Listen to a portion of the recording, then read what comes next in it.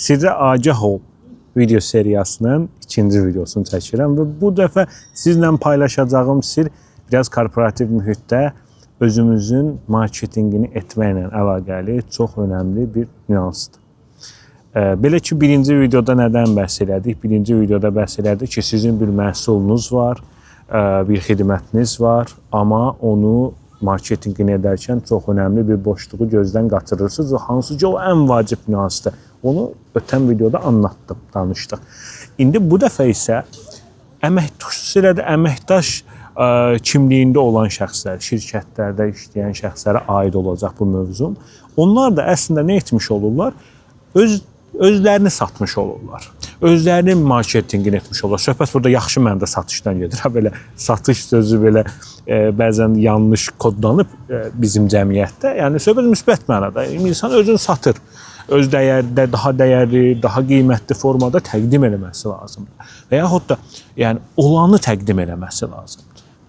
Belə bu şəkildə və bunun üçün də xeyli addımlar atılıb. Buna aid təlimlər var, insanların təlimlərə qoşular. Məsəl üçün nitqini təkmilləşdirmək bir metoddur. Özünü yaxşı bir şəkildə çevirsən. Duruş bədən dili bir metoddur.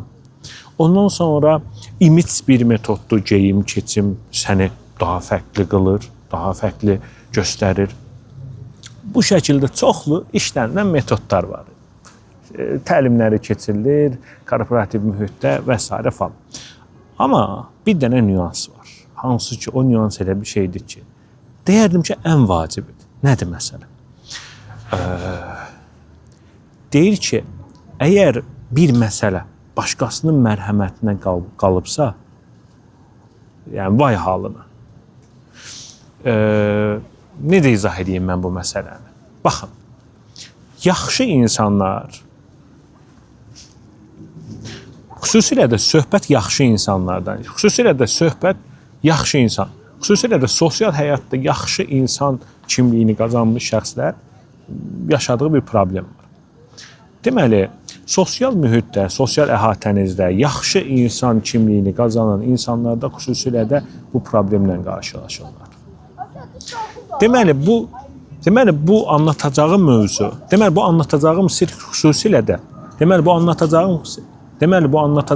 xüsusilə də, sosial mühitdə yaxşı insan kimliyini qazanmış şəxslərə dərman kimi gələcək. Niyə? Bax, real ətrafınızda, dost çevrənizdə siz yaxşı insansınız.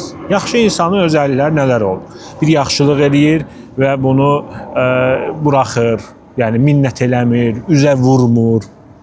Dəqiqədə birisi də gəlib demir də mən sənə bu yaxşılıq elədim. Bu insanlar yaxşı insanlar. Bunlardan ancaq yaxşılıq gəlir, ziyan gəlmir.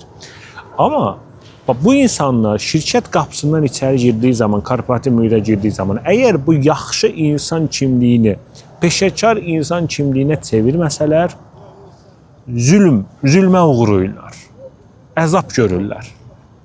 Niyə? Çünki peşəkar insan olmaq, yaxşı insan olmaq eyni şey deyil.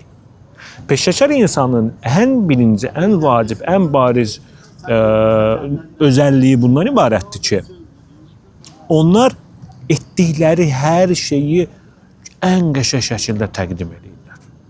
Siz mən bu işi gördüm, hə? Bunu sən mən gördüm demədiyim müddətcə korporativ mühitdə sən o işi görməmiş sayılırsan.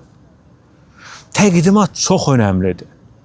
Və həll nədir, sir nədir? Sir odur ki, millət, korporativ mühitdəsinizsə, bir şirkətdəsinizsə, siz bir işi, sizə verilən bir vəzifəni yerinə yetirdinizsə, yerinə yetirdim, bitirdim. Hətta bir imkanınız var, bir plakat götürün ki, mən bu işi elədim, baba elədim. Və başqa cür desək belə biraz cobut formada, yəni insanların gözünü soxmaq lazımdır ki, mən bu işi gördüm, bunu da elədim, bunu da elədim. Bu sizin vəzifələriniz. Bir də hətta vəzifədən kənar etdiyiniz hər şeyi minnətin vuraraq etmək lazımdır. Çünki ora bir iş mühitidir, ora insanlar gəlib iş görür, maaş alır, sahibcar oradan gəlir qazanır. Yəni tamamilə, yəni ora bir ailə mühit deyil, tamamilə orada nə var? Yəni mənfəət, win-win. Əgər sizə işdən başqa işlər yüklənilirsə, eləyirsə, bunu etdiyiniz zaman bunu minnətin verməyiniz, vurmağınız lazımdır. Həqiqətən yoxsa siz peşəkar insan olmursunuz. Rəhbəriniz elə bilir ki, siz işləmirsiniz, siz çalışmırsınız. Nə üçün? Danışmırsınız, ifadə eləmirsiniz. Gördüyünüz işləri tez-tez dilə gətirmirsiniz deyə elə bilirlər ki, siz iş görmürsünüz. Və dolayısıyla nə baş verir?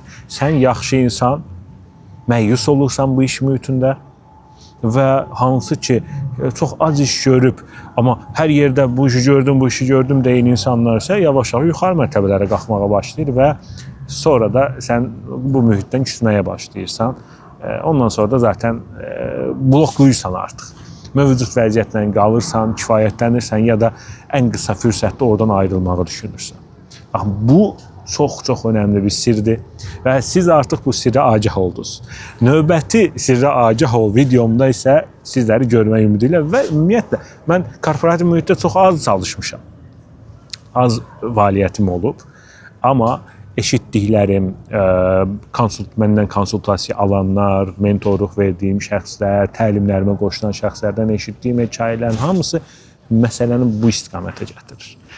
Onun üçün çox istəyərdim ki, bu barədə fikirləriniz nədir, rəylərdə bölüşəsiz, paylaşaq və bu videonu daha çox insana da çatdıra bilərik. Növbəti videolarda qaçırmamaq üçün, növbəti sirrə agah ol videosu üçün də YouTube kanalıma abunə olmağı da unutmazsınız. Belə, qalın salamat, növbəti sirdə görüşənədək.